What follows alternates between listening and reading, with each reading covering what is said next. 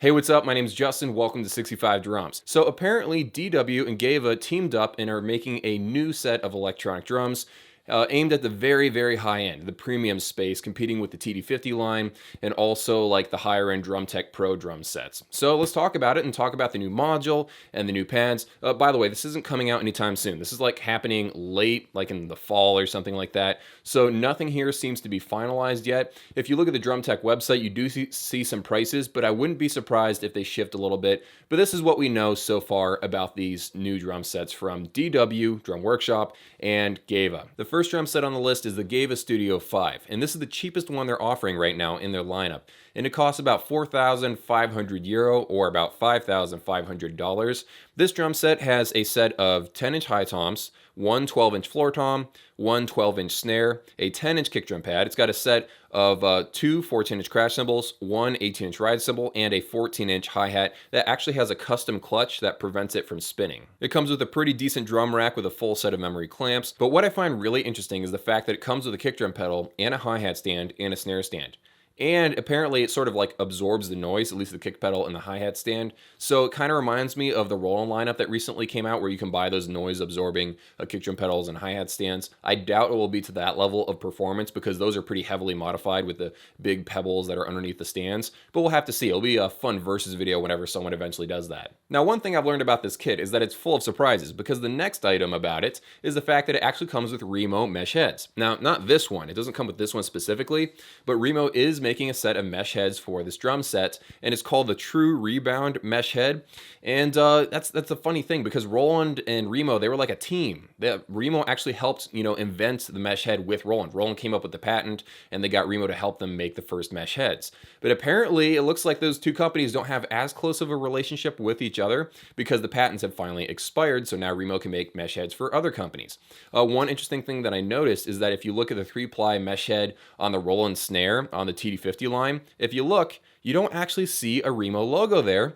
And now look, we're seeing a Remo logo on other mesh heads for other companies such as DW. Now I hope that it actually does have true rebound like its name suggests, but what we've found so far is that from all the 2-ply mesh heads out there in the market, they're always a little bit bouncier than a really thick 1-ply mesh head like the DrumTech Pro heads, like the Go Edrum heads, or they're even bouncier than something like a DrumTech Real Feel head. But maybe they've got something up their sleeves. Maybe they've designed something that really does have less rebound. We'll have to find out. Okay, so moving on to the cymbals, apparently you get a 14-inch hi-hat and an 18-inch ride cymbal. Really happy about that. I feel like 18 inches is the sweet spot for electronic cymbals.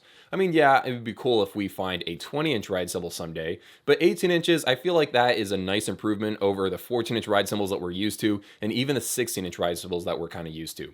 And then, of course, you get the 14-inch hi-hat, which I'm also excited about too. Okay, so that is the Gewa Studio 5, and we're going to move on to the other versions of this drum set. Now, I'm going to talk about the drum module last because it's the same on all drum sets, as well as the cymbals, because those cymbals are actually identical on all the different drum sets. So moving on to the Gewa Pro 6 and the Gewa EX6, both drum sets are near price. I mean, one's like $500 more, but man, these drum sets are very, very expensive. So the Pro 6 is €6,500 or $8,000 on the DrumTech website. The next one is the Gewa EX6, which is €7,000 or $8,600 on the DrumTech website. So as far as the cymbals go, they're the exact same thing, so I'm not going to really go over that again. As far as the toms go, you got one 10x5 shell, you've got two 12x5 shells, you got one 14x5 shell for the last floor tom, you got one 14-inch snare, and you got one kick drum, which is 18x14. And so that shell kind of reminds me of the one on the ATV drum set and also like certain DrumTech drum sets. It also comes with a full set of pedals and the drum rack with memory clamps. Now, the one thing I do not like about any of these drum sets is the cymbals because they look kind of ugly in my opinion.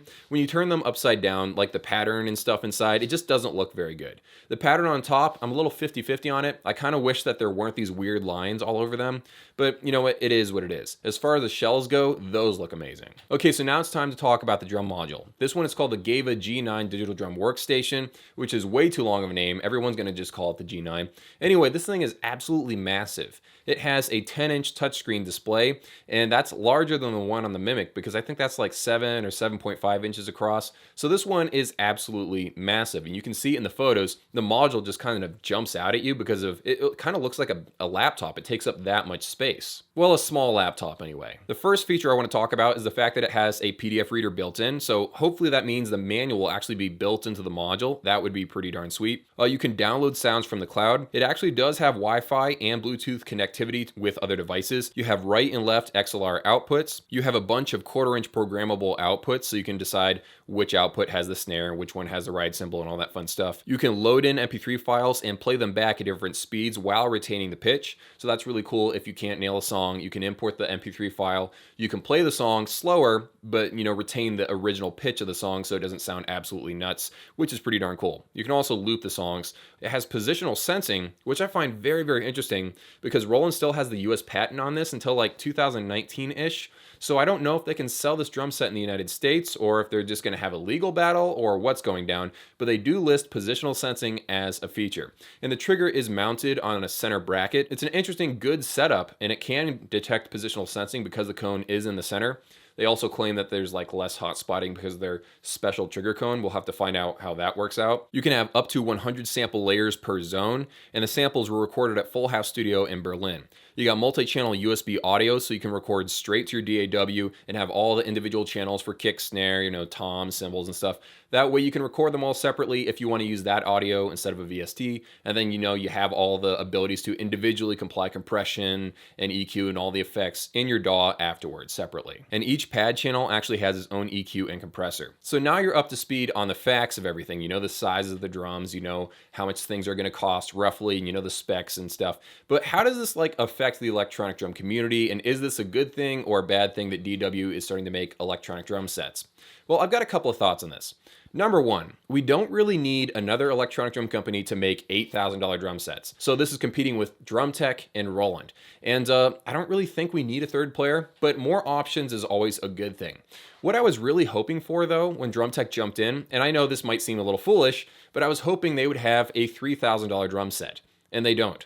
Because that's what we really need right now. We have plenty of drum sets that are like $7,000. We already have enough options from Roland and DrumTech. We have drum sets from ATV at like the sub $4,000 range. So it would have been nice to see a range of really nice high-end electronic drum sets for maybe the high $3,000 range. So maybe a $3,800 DrumTech drum set like this one right here, except at a lower price point. That would have been really nice, and it would have filled a gap in the market. So cheaper than Roland, but more expensive than ATV. That would have been really darn helpful. But it's DW, and DW is like the Gibson of acoustic drums. We need more drum sets that are accessible to everybody. We need stuff in the $2,000 range, in the $3,000 range that absolutely rock. Those are the drum sets that the eDrum community is missing right now, and it would have been nice if DW would have done something like that. But I do understand that their brand positioning right now is, ultra and premium, so they don't want to go down to that price range. But also from what they're offering here, I don't know if $8,000 is a very fair price at all for what they're offering. You can say the same thing about the TD50KV. They're overcharging for what they're offering.